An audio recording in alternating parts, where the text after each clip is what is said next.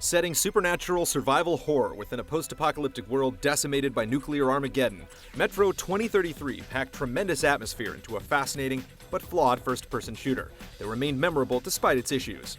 Metro Last Light returns to this harsh subterranean realm. The experience is a familiar one, as bleak as before, but free from much of the first game's awkwardness.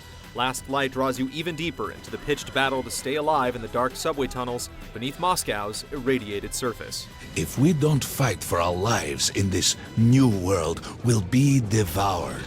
Picking up the story where the original left off, you'll see Last Light through the troubled, weary eyes of Artyom, a battle-hardened survivor with a peculiar psychic connection to the creatures called the Dark Ones.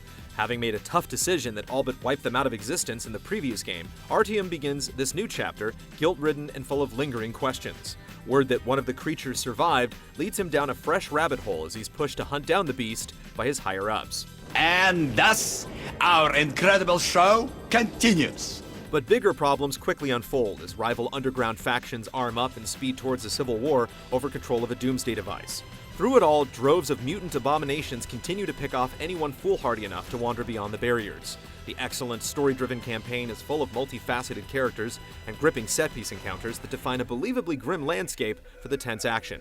Newcomers who never played Metro 2033 won't miss out on much by diving into this all-around superior sequel, since the intro sequence quickly establishes the situation and your motivations for action, while physically connecting you to the character almost immediately. And I did.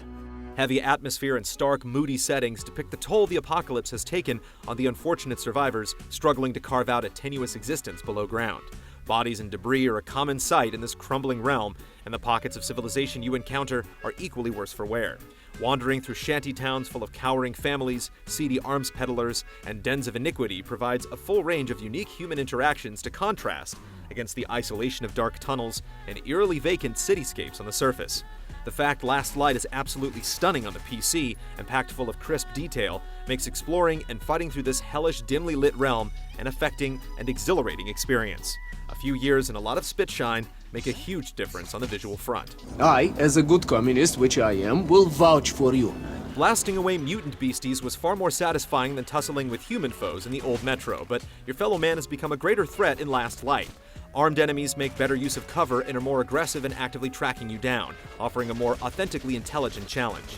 You have to be more judicious in your aim as well, since plugging away at their more armored sections is far less effective than a carefully targeted shot. As such, stealth becomes even more important, since surprise kills conserve ammo and don't send other nearby baddies swarming your way. Silencers, throwing knives, and good old-fashioned backstabbing prove invaluable in preventing conflicts from escalating out of control. Light and darkness plays into this nicely too.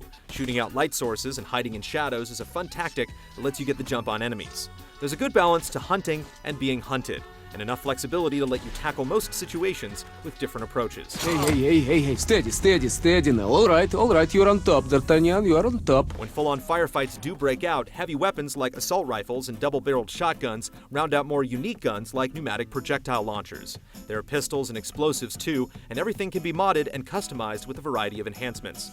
While the range of weapons isn't the most exciting on paper, their unique, cobbled-together designs tie them to the world and its fiction, which makes wielding them feel fresh and exciting.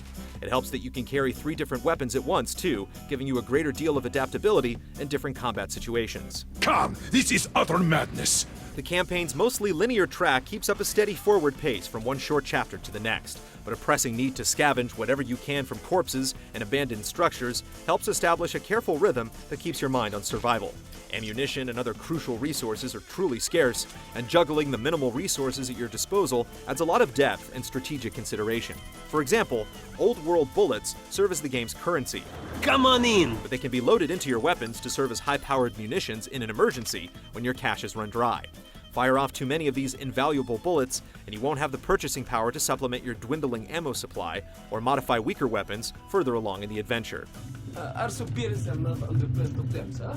But I say fuck that. No, fuck that. The grunts stick together, huh? Other unique checks and balances add additional flavor to Last Light's trigger-happy moments. The air in some regions is toxic and will kill you within seconds if you don't cover your face with a gas mask. And without a steady supply of fresh filters, extended exposure to the haze could be fatal. Your flashlight constantly runs out of juice too, requiring you to stop what you're doing to hammer away on a hand-powered generator until it's ready to go again. The heightened sense of risk that results is palpable, but the tension really ratchets up when you're in the middle of caving a fanged mutant's head in or hightailing it from a gang of heavily armed troops. Last Light creates a powerfully absorbing experience, but for all its refinements, there are still a few lingering quirks. The world is immersive, but not perfect, with small glitches popping up now and then. Slain enemy soldiers can get caught up in the scenery, and there are slowdown issues that seem to occur randomly in some areas. That said, it's one of the best looking and most unique shooters out this year. The survival horror and scavenging elements bleed into the first-person shooter gameplay in clever ways, meshing with an incredible atmosphere that really sticks with you. It's a world you won't soon forget. This monorail seems magic, doesn't it? Our kids won't know how to operate these things. And their kids will probably think this was built by the gods.